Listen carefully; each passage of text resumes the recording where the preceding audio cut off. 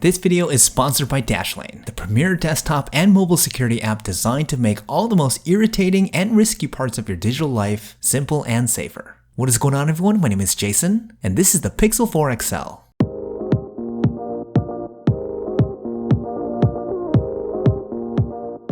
Okay, Techtober 2019 wouldn't be complete without the last big smartphone drop of the year from none other than the powerhouse Google. And it's sadly kind of anticlimactic because the Pixel 4 will probably go down as one of the most aggressively leaked phones ever. I mean, even if you were just slightly interested, you probably knew everything about this phone a while ago, as specs, renders, and demos of Pixel 4s were plastered all over the internet. And despite the overt efforts to destroy leaving anything to surprise, the Pixel 4 has in a weird way still been able to generate a lot of hype. Well, Google was awesome enough to send me over this very nice care package, which included a new Pixel 4 XL smartphone, and I've been using it for about a week now. And my immediate thoughts on it is that it's a really polarizing phone. There are some things about the Pixel 4 that I think are brilliant, and Google really nailed out of the park, but there are some things about this phone where I'm genuinely left scratching my head, as some of the design and feature choices seem more like a step backward than anything that would be considered new and exciting.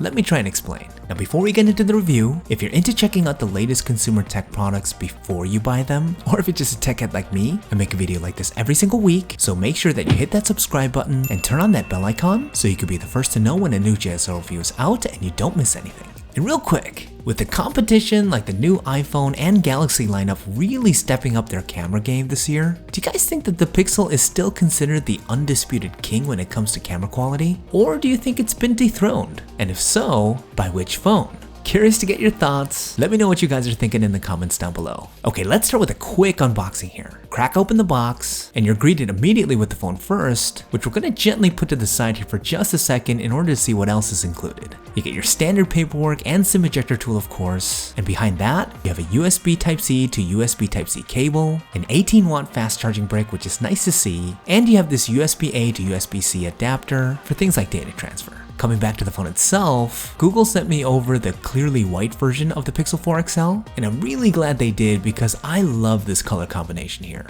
The matte white color of the back panel contrasts very well with the camera housing and the matte black coated aluminum frame, giving you that ultra sleek Stormtrooper look, and it's polished off nicely with the orange home button, which adds that perfect little splash of color to make the phone stand out, without it coming off gaudy or overdone. The soft touch glass on the back is really unique as it's ultra matte, even more than the frosted glass introduced by the new iPhone Pros this year, and overall I like it. Despite it being a little slippery, it feels really nice in the hand, and it's probably my favorite phone to film because it's so fingerprint repellent, a stark deviation from the phones I usually work with. It's also a deviation from Google's previous design of having a two-tone or a two-textured look on the Pixel device, as the matte finish here is uniform across the entire back panel, and I think it makes the phone look way more clean. It's more refined and gives off a more sophisticated look. The frame on this phone is aluminum, but it's coated in this matte material that gives it that black color. Again, it's pretty unique as I don't think I've seen anything like this before, and no doubt I'm a fan of almost anything matte black, but the coating is pretty thick and it almost makes the frame feel as though it's made out of plastic. And when you pair that with the non-glossy uniform back panel, the Pixel 4 in a weird way looks like a phone that has a case on it. And that's not necessarily a bad thing. I kinda dig this ultra basic look, but it doesn't scream premium phone when you look at it.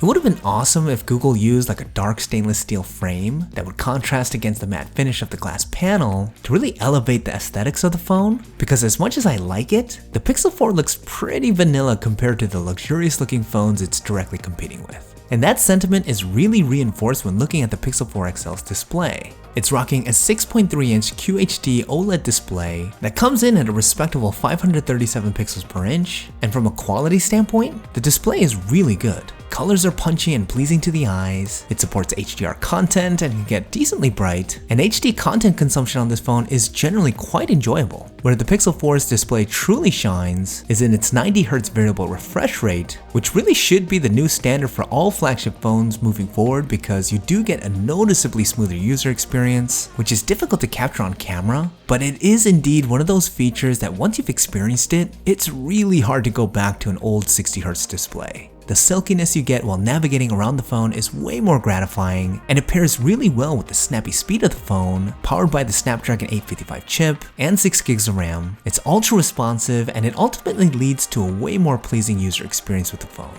Now, it is a variable refresh rate though, which means that it will fluctuate between 60 and 90 Hz based on what the Pixel 4 thinks is best for you and the phone, probably to save its battery from getting completely obliterated, as being on 90 Hz is quite demanding on the not exactly confidence-inspiring 3700 mAh battery, and overall, battery life on the Pixel 4 XL has been pretty meh. You'll definitely notice a big dip on heavy usage days, and it pales in comparison to the massively improved battery life on something like the iPhone 11 Pro Max. But the major pain point with this display is how it integrates with the overall design. And let's just cut with the euphemisms here and say it how it is. That jarring forehead is pretty ugly, particularly in late 2019. Yes, I think it's better than the god-awful bathtub notch that was on the Pixel 3 XL, but not by much. And sure, I get there's a lot of hardware in there that's critical for other features of the Pixel 4, but to be honest, it makes the phone from a design standpoint look dated. I totally get that I'm harping about aesthetics here, and overall the functionality and usability of the display is fine, great even, but even though a lot of people won't admit it, I am a firm believer that consumers really care about how a phone looks physically, and the Pixel 4 isn't going to win any best looking phone awards anytime soon. Okay, next let's talk about security, because Google, much like Apple, went all in on implementing facial recognition as their exclusive biometric security feature. The Pixel 4 uses infrared sensors that actually captures depth to authenticate, which makes it way safer than more gimmicky Face IDs out there, and I have to say, it's really well executed. The speed in which Face ID operates on this phone is pretty insane, and Android defaults to having the Pixel 4 unlock to go to your last home screen, which is nice in a way, but many times it unlocks so fast, I don't get a chance to even get a glimpse of my notifications. Now the good thing is you could go into the settings and change it to have Face Unlock operate more like Apple's, in which it will still unlock at blistering speed, but will stay on the lock screen and will require a swipe up before opening. Good for folks like myself who spend more time keeping up with notifications on the lock screen more than actual screen on time.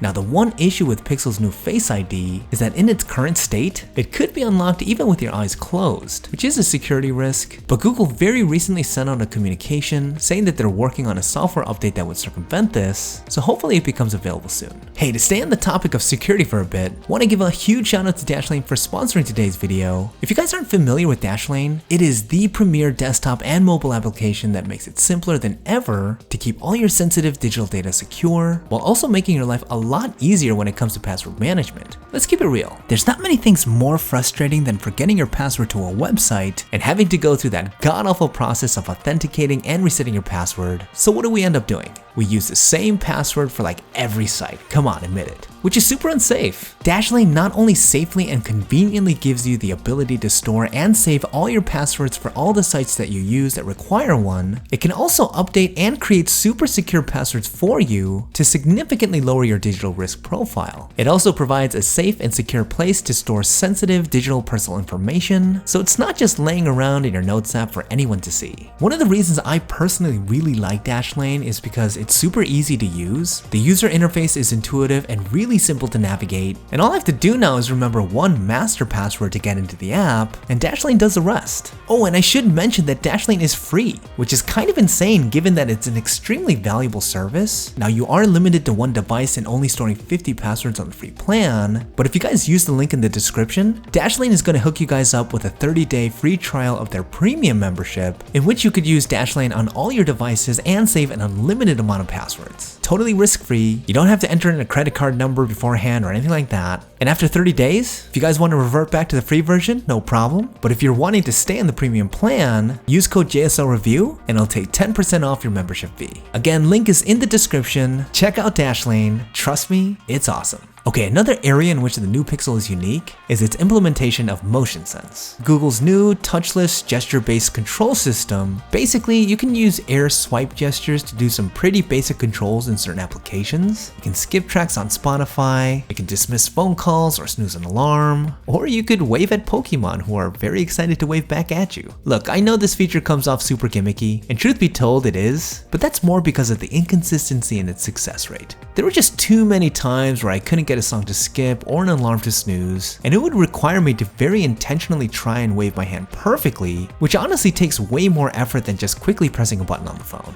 But I think the silver lining here is that if this were to work well and be somewhat effortless, I actually think motion sense would be a game-changing feature. But in its current state, it's not anywhere where it needs to be for that to be a reality. Okay, the last thing I want to talk about on this phone are the cameras. So again, let me just get this out of the way. This is the first time ever that a Pixel device has multiple cameras. And when the leak showed a dual camera housing, I was legit excited to see what Google was going to put together, as the camera on the previous Pixel phones were unanimously considered to be the best cameras on any smartphone by a considerable margin. So when the company announced that the second camera is a standard 2x zoom lens, man, it was painfully anticlimactic. Look, there's nothing wrong with the zoom lens, but I think I speak for a lot of folks in saying that we don't really use it often when it's on a phone, and we much prefer an ultra-wide lens. And to have this be your big advancement on the one component of the phone that everyone is super excited about is a letdown, to say the least. I mean, Apple debuted a secondary telephoto lens on the iPhone 7 Plus back in 2016.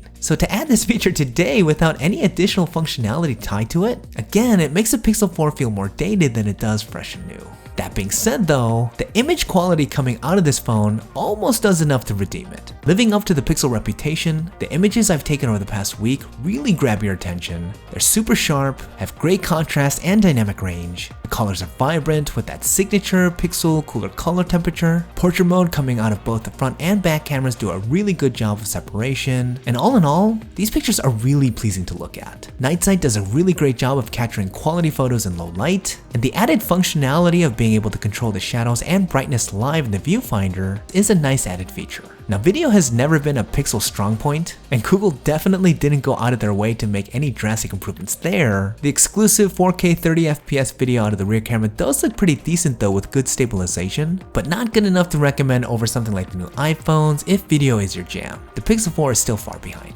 So look, at the end of the day, the cameras on the Pixel 4 are pretty awesome in terms of quality, but the truth is, it's not a major improvement over the Pixel 3s. And I think that's kind of a good thing, because whatever Google is doing in their software to generate images like these, they really shouldn't change, because it's kind of like voodoo magic. Where the Pixel runs into problems is its lack of versatility. It may still be arguably the best still image camera on a phone today, but it's turning into a one-trick pony. And considering how fast the competition is catching up, if I were Google, I'd be pretty worried. But hey, those are my thoughts, and I know there are a lot of folks out there that are hardcore Pixel fans, so let me know what you guys think. Do you guys think that the Pixel 4 is a legitimate competitor with, say, the Galaxy S10, iPhone 11 Pro, and the OnePlus 7T? Or do you think it's still not up there yet with the elite flagships and is still playing catch up? Let me know what you guys are thinking in the comments down below. Okay, that's about it for this review. Don't forget to leave me a thumbs up if you guys found it useful, it really helps me out. If you guys have any questions about the Pixel 4 or the Pixel 4 XL, leave them down in the comments and I'll be sure to get to them. Thanks for watching, and I'll see you guys in the next one.